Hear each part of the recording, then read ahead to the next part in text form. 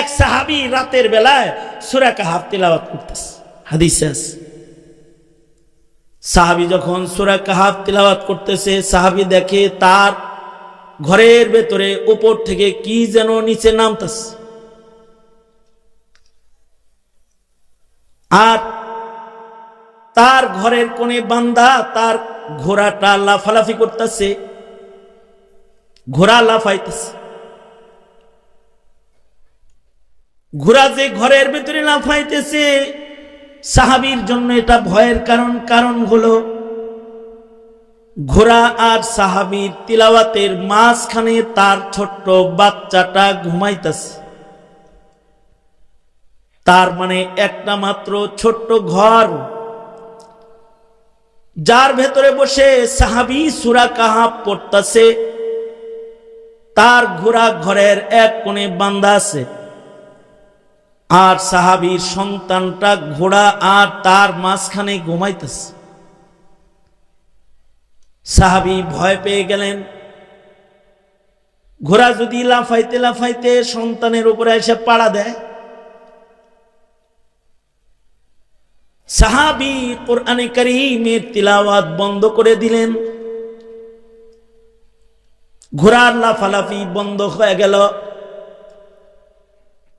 উপর থেকে আলোর মতো যেটা আসতেছিল এটাও বন্ধ হয়ে গেল।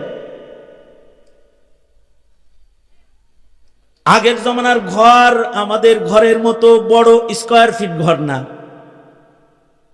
আমাদের বাড়ি ঘরগুলো হলো ডুপ্লেক্স বাড়ি।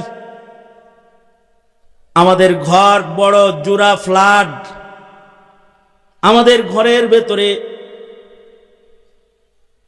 চাইল্ড রুম আলাদা আছে, বাচ্চাদের শয়ন কক্ষ আলাদা, মা বাবার শয়ন কক্ষ আলাদা, গেস্ট রুম আলাদা, কিচেন রুম পাকের রুম আলাদা, ডাইনিং রুম আলাদা, খাবারের রুম আলাদা, ড্রয়িং রুম আলাদা। এমনকি আমাদের ঘরের ভেতরে এখন ঘর আমাদের এত বড় যে আমাদের ঘরের ভেতরে মেকআপ রুম, ড্রেসিং রুম আলাদা।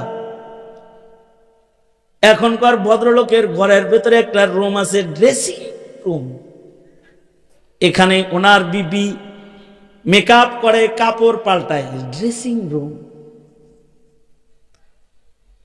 কিন্তু মুসলমানের বাচ্চা ইহুদির নকল করে কত রুম বানাইছে, কিন্তু ঘরের ভেতরে প্রেয়ার রুম, নামাজ রুম নাই। ঠিক আস্তে করে কোন জোরে আওয়াজ করে বলেন, ঠিক নেবে, ঠিক করে বলেন। ঘর কিন্তু মুসলমানের ঘর, কিন্তু তার ঘরে প্রেয়ার রুম নাই। তার ঘরের ভেতরে সুন্দর বাথরুম আছে, আশ্চর্য বিষয় বাথরুমের ভেতরে সুইমিং আছে। শুইয়া গোসল করবো, ছোট্ট একটা বাথরুম, তার ভেতরে শোয়ার জায়গা আছে, বালিশ লইয়া শুইয়া এনে গোসল করব। কাফের মুশরিকদের নকল করে উলঙ্গ হয়ে পানির ভেতরে শুয়ে গোসল করার শখ তার জীবনে আছে। কিন্তু আজব মাসআলা হলো তার ঘরের ভিতরে ওযু করার জায়গা নাই। এমনকি তার ঘরের কোনো ঘরে 2 রাকাত নামাজ পড়ার কায়দা নেই। আমার এক মুসল্লি আমারে দাওয়াত দিছে, হুজুর সুন্দর একটা বাড়ি করছি, একটু দোয়া করে দেন। আমি হের বাড়ি দোয়া করতে গেছি, বাড়ি ঘুরায় ঘুরায় আমারে দেখায়, সুন্দর আর্কিটেক্ট ডিজাইন করে, ক্যালিগ্রাফি করে, সুন্দর করে সাজাইছে বাড়ি। বাড়ির ভিতরে কুত্তার বাচ্চা আছে, আরো সুন্দর করে সাজাইছে। তা আমি দেখলাম, ঘুরে ঘুরে দেখলে খুব শান্তি পাইতেছে। কিরকম সাজসজ্জার খরচ হয়েছে সব গল্প করতেছে। ঘরের ভেতরে বাতি এমন স্টাইলে লাগানো আছে, আলো ঘরে আছে কিন্তু বাল্ব কোথায় এটা দেখা যায় না। তার মানে ঘরের ডিজাইন বড় সুন্দর, আজব আজব ক্যালিগ্রাফি আছে। বাঙালি মহিলা কলসি কাখে হেঁটে যাচ্ছে দল ধরে, ক্যালিগ্রাফি, সুন্দর সুন্দর ক্যালিগ্রাফি। রাখাল খ্যাত নিরাইতেছে, এটা ক্যালিগ্রাফি। সেই বিল্ডিং এ থাকলেও গরিবের বন্ধু, এটা বুঝে পারছে আর কি। গল্প করে, হুজুর দেখছেন বাঙালি সংস্কৃতিটা ধরে রাখার জন্য ডিজাইনটা করছি আর কি। দেখায় দেখায় আমার কয়, হুজুর কেমন হয়েছে বাড়িটা? আমার মর্মান্তিক, খুব ভালো হয়েছে, কিন্তু আল্লাহ না করুক আপনার মরণটা যেন মসজিদের ভিতরে হয়, দোয়া করুন। কারণ এই ঘরে যদি আপনার মরণ হয় তাহলে কালেমা পড়তে পারবেন কিনা সন্দেহ আছে। তো মুখটু কালো হয়ে গেছে, কি করেন হুজুর এই ঘরে কালেমা পড়বো না? মানে না, যত মূর্তি, যত ছবি আর যত ডিজাইনার, যেমন কুত্তার বাচ্চা ঘরে দাঁড় করায় রাখছি, বিদেশি কুকুর রাখছেন, এত কিছুর ভেতরে রহমতের ফিরিস্তা আসার কোনো সম্ভাবনা নেই। ঘরটা চিকচাক ঝিকঝাক সুন্দর সুশ্রী মনোরম ডিজাইন হয়েছে, কিন্তু মুসলমানের ঘর হয় নাই। যদি ফিরিস্তার আনাগোনা চান তাহলে এই এই এই এই এগুলো ভিন্ন ক্যালিগ্রাফি করেন। আমার কথাগুলো তার পছন্দ হয় নাই। দামার কথা হলো, ঘর তো এখন অনেক বড়, ফ্ল্যাট বড়, থেকে দেখা যায় না, সুন্দর ডিজাইন, লক্ষ লক্ষ টাকা খরচ করে সুন্দর ঘর করেছে, কিন্তু রহমত নাই। কিন্তু সাহাবীর বাড়িটা একেবারে ছোট, একটা মাত্র ঘর, যার ভেতরে চাইল্ড রুম নাই, বাচ্চাটা পাশে শুয়ে আছে, যেখানে গাড়ির গ্যারেজ নাই, ঘোড়াটাও ও ঘরের আর এক কোনায় বান্ধা আছে, ঘরের ভেতরে বাতি নাই, বাতি নাই। আগের জমানার ঘরে বাতি ছিল না। খোদ সাইয়্যিদুল মুরসালিন রাহমাতুল লিল আলামিন মুহাম্মাদুর রাসূলুল্লাহ সাল্লাল্লাহু আলাইহি ওয়াসাল্লামের ঘরে বাতি জ্বলতো না, চেরাগে তেল নাই।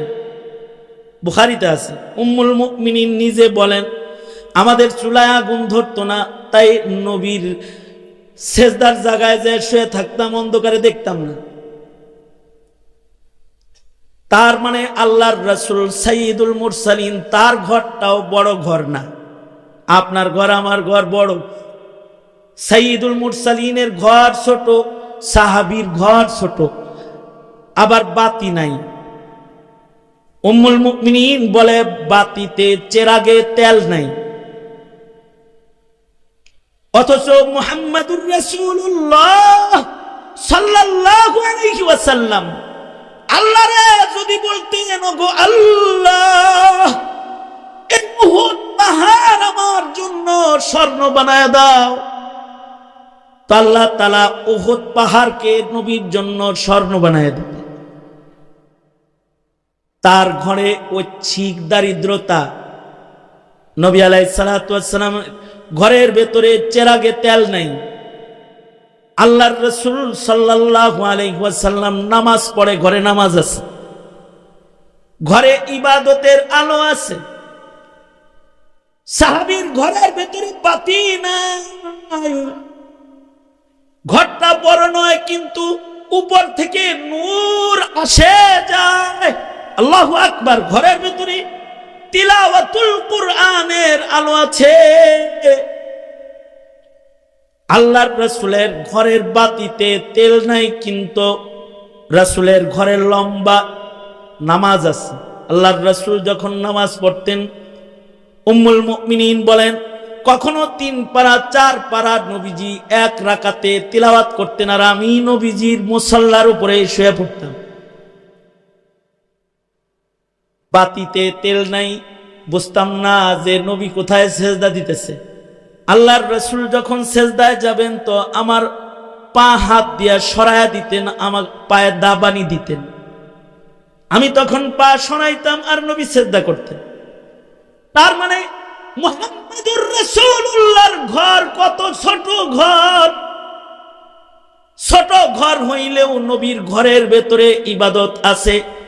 তোমার আমার ঘর অনেক বড় ঘর, কিন্তু তোমার ঘরে টেলিভিশন আছে, তোমার ঘরে সিনেমা আছে, তোমার ঘরে নাটক আছে, তোমার ঘরে বাদ্যের আওয়াজ আছে, তোমার ঘরের ভেতরে ছবি আছে, তোমার ঘরের ভেতরে মূর্তি আছে, তোমার ঘরে নামাজ নাই, তোমার সন্তানের ওযু করার জায়গা নাই, তোমার বিবির নামাজের জায়গা নাই।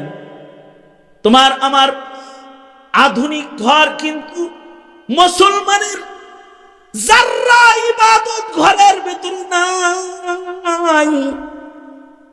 মুসলমানের ঘর যদি হয়, তাহলে ওই মুসলমানের নাম আল্লাহর পছন্দের বান্দার লিস্টে আল্লাহ তাআলা রাখে না।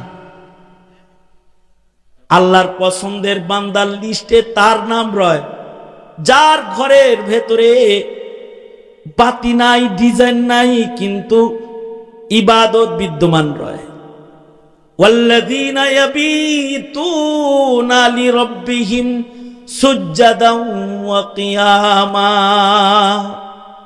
যে ঘরের বাসিন্দারা নামাজ পড়ে, যে ঘরের বাসিন্দারা জিকির করে, যে ঘরের বাসিন্দারা তিলাওয়াতুল কুরআন করে, এ ঘরের বাসিন্দাদের নাম আকাশে আল্লাহর গোলামের খাতায় আছে। আল্লাহু আকবার জোরে করে বলেন। ঘরে কি করবা? খালি মসজিদে এসে ইবাদত করার জায়গা? আমার মহল্লায় এক চাচা আছে, কোরআন শরীফ পড়তো মসজিদের ভিতরে, মুয়াজ্জিনের সাথে ঝগড়া লাগাই দিত আগে দরজা খোলা নিয়া।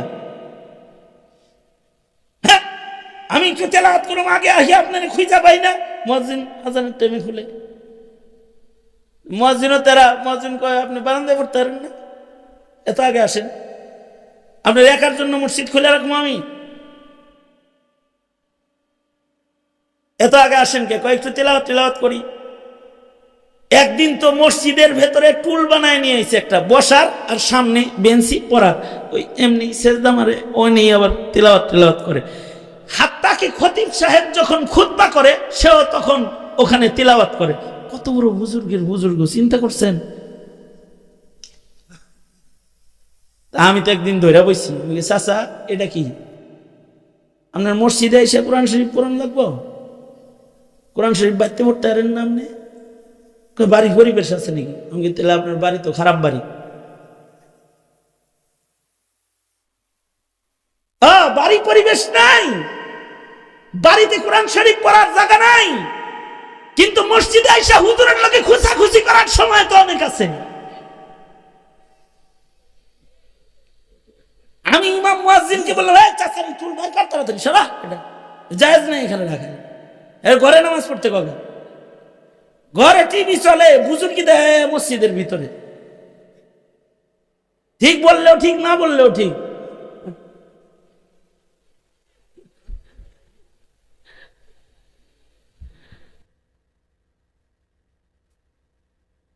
এই যুব সমাজ, ভদ্রলোকের মতো বাড়ি ঘর বানাইস তোরা? কি কথা বলো না কেন? জোরে আওয়াজ করে বলো না কেন? বাড়িঘর ভদ্রলোকের বাড়িঘর বানাবা, মুসলমানের বাড়িঘর বানাইবা। মুসলমানের আরে মানে 3200 স্কয়ার ফিট ফ্ল্যাট, এর ভিতরে গোসল করার জায়গা আছে, ওযু করার জায়গা নেই। মানে সুইমিং পুল আছে ঘরের ভিতরে, ওযু করার একটা বসার জায়গা নেই। এগুলো মুসলমানের ঘর না। ঘরের ভেতরে ইবাদত চালু করো।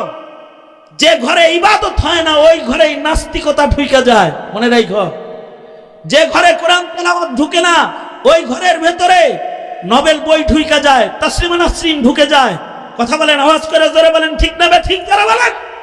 দুষ্ট বই ঢুকে যায় ওই ঘরের ভেতর। ঘরকে ইবাদতের বানাও। আল্লাহর রাসূল সাল্লাল্লাহু আলাইহি ওয়াসাল্লাম ঘরে ইবাদত করতেন, ঘরে বাতি ছিল ইবাদত।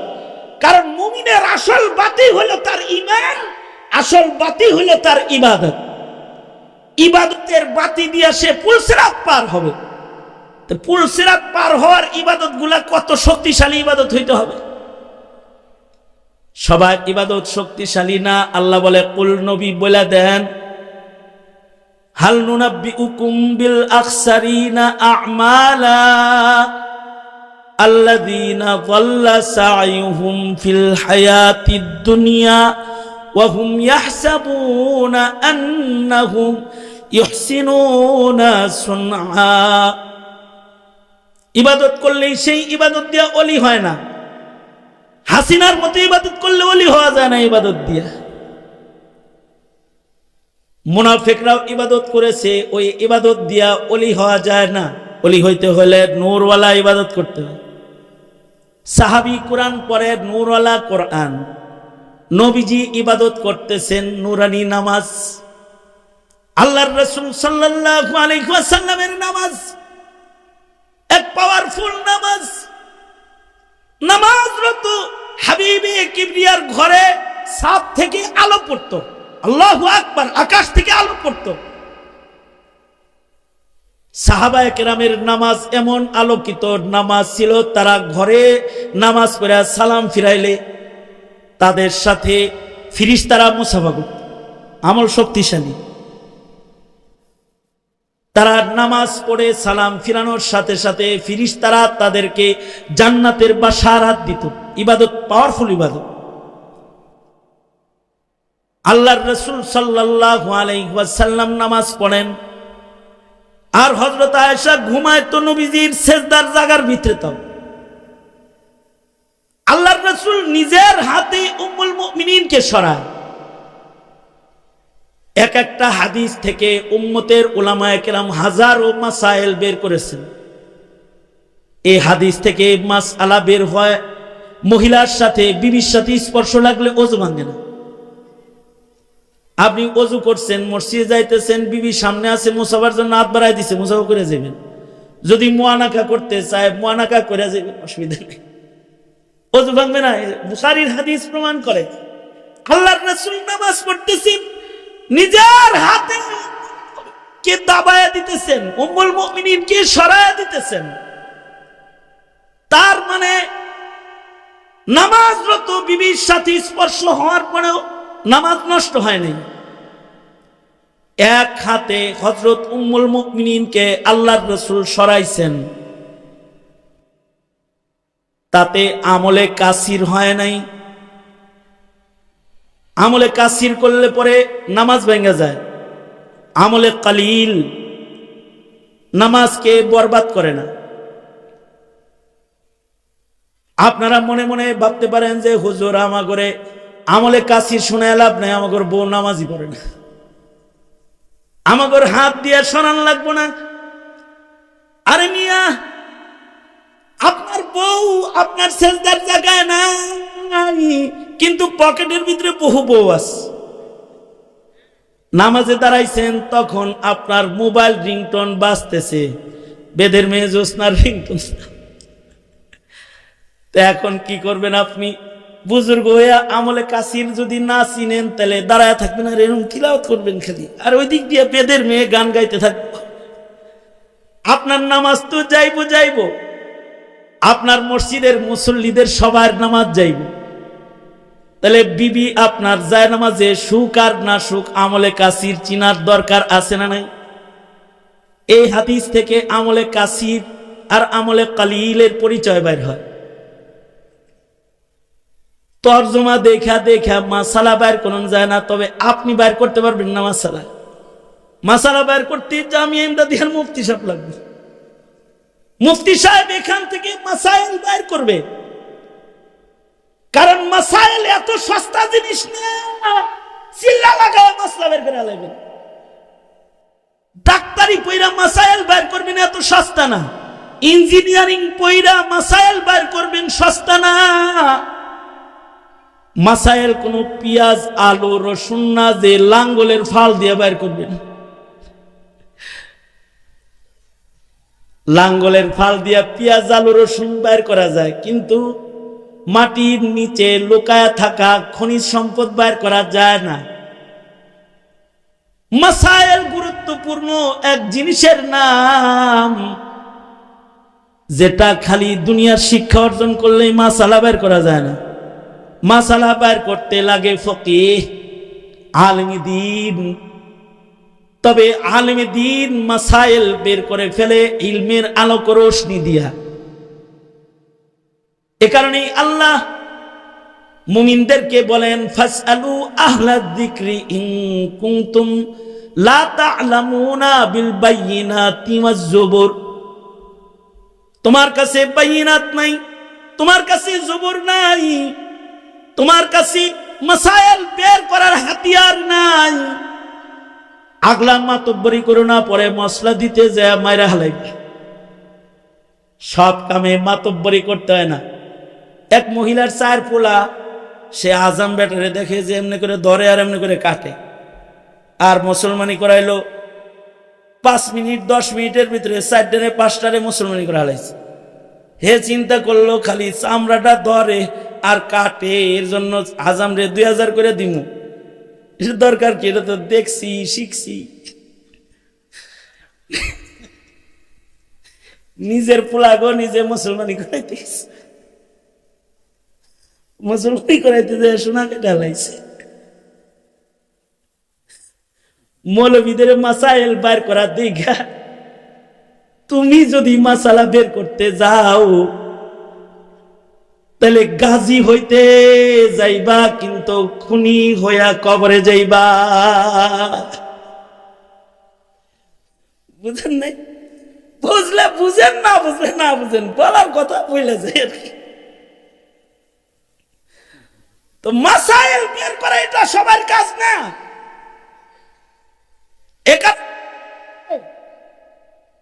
যদি মাসাইল বের করে না দেয়, তোমার স্কুল কলেজ ইউনিভার্সিটি 22টা খায় একটা মাসালা পারবে না কিয়ামত পর্যন্ত, একটাও বের করতে পারবে না। কিন্তু মৌলবী তোমাকে আমলে কালিল চিনায়া দিবে এক হাদিস দিয়া। তার মানে তোমার পকেটে যদি এখন মোবাইল বাজে, নামাজরত তুমি, তখন তুমি কি করবা? যদি মোবাইলটা এমন জায়গায় থাকে যেখান থেকে বের করতে 2 হাত লাগে, তাহলে আমলে কাসির। তুমি নামাজ ছাইরা দিয়া হইলেও তোমার মোবাইল বন্ধ করে মসজিদের সবার নামাজকে তুমি বাঁচাইবা, কারণ মসজিদে বাদ্যের আওয়াজ কবিরা গুনাহ। আর যদি এক হাতে মোবাইলটা, এক হাতে বাইর করছি, টিপ মারছি, বন্ধ হয়ে গেছে, আমলে কালিল, নামাজ নষ্ট হয় না। এক হাতে যেটা করা হয় এটা আমলে কালিল। আর যদি 2 হাত লাগে, আমি আর একটা আমলে কাসির চিনাই। আমি হচ্ছে গিয়ে মসজিদে হারামে নামাজে আছি, আমার পাশে এক বুড়া চাচা নামাজ পড়তেছে, এহরামের কাপড় পরা, তো কাফনের তো পকেট নাই। কাফনের পকেট আছে? কাফনের পকেট আছে? কাফনের পকেট নাই। এই চাচার ছেলে উনার মোবাইলটা গলায় লটকায়া দিছে রশি দিয়া, যেন বাবা ভিড়ে হারা গেলে যেন কল করে বাবারে তালাশ করে নেওয়া যায়। হের গলায় তো মোবাইল ঝুলানো, সে আমার পাশে নামাজে দাঁড়াইছে। এই মোবাইলে যে রিং ঢুকা শুরু হইছে, কতক্ষণ পর পর রিং আসে। যাক, 2 রাকাতে হারামের ইমামের তিলাওয়াতের কারণে রিংয়ের আওয়াজ তত বোঝা যায় নাই। নামাজও চলছে, রিংও চলছে, আর চাচা তো নড়ে চড়ে না। পরে যখন কেরাত বন্ধ হয়েছে, তখন যে বাজা শুরু হয়েছে, আমি তো বিরক্ত। চাচার ডানে বামে যারা আছে সব বিরক্ত, চাচা নিজেও বিরক্ত। চাচা আস্তে করে ফোনটা তুলে কয়, নামাজ পড়তেছি, পরে কল করিস। এই কথা বললে আবার ওইভাবে রয়েছে, নামাজ পড়তেছে। যাক, এতক্ষণ তো তাও আমার নামাজও ছিল, এইটার পরে আমার নামাজও গেছে।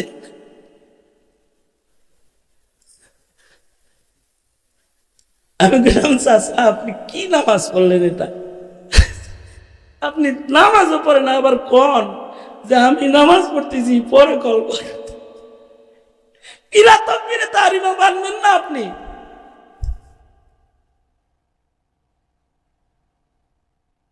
আমি বললাম, হজে আইছেন, চিল্লা লাগান নাই।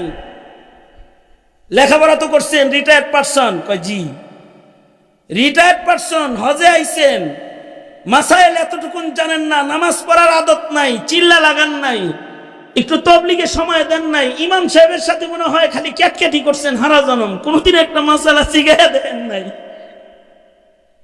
মৌলবীদের সাথে আপনার সম্পর্ক ছাত্র আর উস্তাদের সম্পর্ক, যদি একটু ছাত্র উস্তাদ হয়ে থাকতেন তাহলে আজকে ফোন ধরে এটা বলতেন না, এই নামাজ পড়তেছি পরে কল করিস, এটা বলতেন না। এটা হলে আমলে কাসির,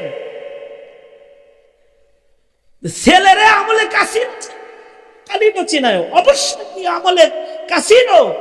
নামাজের প্রথম যুগে, নামাজ যখন প্রথম এসেছে মেরাজ থেকে, ওই যুগে এতটুকুনো জায়েজ ছিল। এক সাহাবী আর এক সাহাবীরে মসজিদে যায় জিগাইতো, এই কয় রাকাত হইছে? 3 রাকাত। দাঁড়া, বলতো যে 1 রাকাত হইছে, 2 রাকাত হইছে। নামাজের ভিতরে কত কথা কই আবার ও পড়তো, ও পড়তো। পরবর্তীতে নামাজের পরিপূর্ণ মাসাইল যখন এসে গেছে, তো নামাজ ভাঙ্গার কারণের ভেতরে একটা হলো আমলে কাসির করা। আমাদের বাচ্চা বাচ্চা মক্তবের ছেলেদেরকেও শিখানো হয়, নামাজে আমলে কাসির করলে নামাজ নষ্ট হয়ে যায়। এবার আপনারা বলেন, শক্তিশালী আমল করতে মাসায়ের দরকার আছে না নাই? আরো জোরে আওয়াজ করে বলেন, আছে না নাই? যত খুশু খুজুলে নামাজ পড়েন, যদি মাসালা না জানেন তাহলে নামাজে প্যাঁচ লাগবে। আমলে কালিল আর আমলে কাসির চিনবেন না। 3 নাম্বার কাতারে নামাজে দাঁড়াইছেন, আর দ্বিতীয় কাতার থেকে একজনের ওযু চলে গেছে। বুঝেন নাই? বুঝেন নাই? কি বুঝছেন? হ্যাঁ, ঠিক আপনার সামনের জন হাওয়া ছাইরা দিছে, আপনার সামনে যিনি আছে হের হাওয়া গেছে গা, চাকে পাঞ্চার। এতটুকু মাসালা জানে সে যে হাওয়া পাঞ্চার অবস্থায় গাড়ি চালান যায় না, সুতরাং আমার নামাজ এখন আর চলবে না। আপনারা যখন সেজদায় গেছেন, সামনের থেকে হে লাফায় লাফায় উঠতে আবার ওযু করতে গেছে, আয়া আবার শেষ রাকাতটা দড়ি, তাই সে ধরছেও, কিন্তু হের পিছে যে দাঁড়ানো আছে তার মাসাইল জানা নাই। সে সামনে খালি জায়গা রাইখাই খুব কাইতকুইত হয়ে নামাজ পড়তেছে। সে যদি মাসাইল জানতো তাইলে সে বেশি সওয়াবের ভাগটা ধরতে পারতো। তার সামনে যে ফাঁকা জায়গাটা হয়েছে, 2 কদম হেঁটে যদি সে সামনে চলে যেত, তার এতটুকু আমলে কালিল দিয়া তার নামাজ নষ্ট হতো না। তৃতীয় কাতারে নামাজ পড়ার সব নামাজরত অবস্থায় সে দখল করতে পারত। আল্লাহু আকবার করে বলেন, এই নেকি কম হইল না বেশি হইল? প্রথম কাতারের মুসল্লির সওয়াব বেশি না 3 নাম্বার কাতারের? 2 নাম্বার কাতারের মুসল্লির সওয়াব বেশি না 3 নাম্বার কাতারের? হ্যাঁ, তো সামনে খালি জায়গা ছিল, শুধু হাইটা যে নামাজেও যাওয়া যায় এই কথাটা কোনো মোল্লার কাছ থেকে শিখে নাই, এজন্য সওয়াবটা দখল করতে পারে না। এ কারণে মাসাইল যদি কেউ না জানে তার আমল দুর্বল হয়ে যায়। কারণ যদি নিয়ত খারাপ হয় তার আমল দুর্বল হয়ে যায়। রুব্বা আমালিন সাগীরিন তুআজ্জিমুহুন নিয়াহ, রুব্বা আমালিন কাবীরিন তুসাগগিরুহুন নিয়াহ। যদি রিয়া ঢুইকা যায় আমল নষ্ট হয়ে যায়। সবচেয়ে বড় কথা, যদি কারোর ঈমান নষ্ট হয়ে যায়, জিন্দেগীর সব নেক আমলগুলো সব মেহনত বরবাদ হয়ে যায়। উম্মতকে ঈমান শিখানো দরকার, উম্মতকে কাদিয়ানী চিনানো দরকার, নাস্তিক চিনানো দরকার, হাসিনা চিনানো দরকার, মালিক চিনানো দরকার। কারণ যদি তার আমল টিকাইতে হয় তাহলে তার ঈমান আগে বাঁচাইতে হবে। যাদের ঈমান বাঁচবে না তাদের হায়াতের মেহনত বরবাদ। আল্লাহ বলেন, বন্ধু উল, আপনি আপনার সাথীদেরকে বইলা দেন, হাল নুনাব্বিউকুম আখসারিনা আমালা আল্লাযীনা যাল্লা সা'য়ুহুম ফিল হায়াতিদ দুনিয়া ওয়া হুম ইয়াহসাবুনা আন্নাহুম ইউহসিনুনা সুনআ। আল্লাহর রাসূল গো, আপনি বলে দেন, কিছু মানুষ আছে তারা হজের হিসাব করে, কতগুলো মসজিদ বানাইছে, উপজেলা একটা একটা বানাইছে, হিসাব করে, কিন্তু ঈমান নষ্ট করছে, তার আমল বরবাদ। জীবনে কত টাকা দান করেছে তার হিসাব করে, কিন্তু তার নিয়ত বরবাদ, ঈমান বরবাদ, তার আমলের শক্তি নাই, আমল বরবাদ। তার মাসায়েল নাই, মাসআলা জানে না, সুন্নত তরিকায় আমল করে না, তার আমল বরবাদ। সুতরাং উম্মতকে শুধু মুসলমান হিসেবে জন্ম নিবন্ধন কইরা দিলেই আল্লাহর খাতায় মুসলমান হয় না, অথবা আল্লাহর কাছে যাওয়ার উপযুক্ত মুমিন সে হয় না, যতক্ষণ না পর্যন্ত তাদেরকে ঈমান, আমল, ইখলাস, সুন্নত শিক্ষা না দেওয়া হয়। দাওয়াত ও তাবলীগের মাধ্যমে সারা দুনিয়াতে এই কাজটাই হয়। আসন্ন বিশ্ব ইজতিমা 6 দিন লাগাতার 2 পর্ব, 31, 1, 2, 3, 3, 4, 5, এতে ঈমান শিখানো হয়, আমল শিখানো হয়, সুন্নাত শিখানো হয়, মাসায়েল, ন্যূনতম মাসায়েল শিক্ষা দেওয়া। এই তাবলীগকে মাসায়েলের আওতায় চালাইতে মাসায়েল ওয়ালা আলেমদের নিগরানির দরকার হয়। ঠিক কি না? যারা আওয়াজ করে বলেন। সঙ্গত কারণে তাবলীগ ওই তাবলীগ করা যাবে না যে তাবলীগে মাসায়েল ঠিক করার লোক নাই। সুতরাং আলেমরা যেখানে, আপনারা মনে থাকবে তো ইনশাআল্লাহ? কার কার মনে থাকবে হাত তোলেন। কারণ আমাদের ঈমান আমল নষ্ট করা যাবে না, আমাদের ঈমান আমলকে আমরা কবরে নিয়ে যাইতে চাই। ঠিক কি না? যারা আওয়াজ করে বলেন। সোজা করেন, সোজা করেন।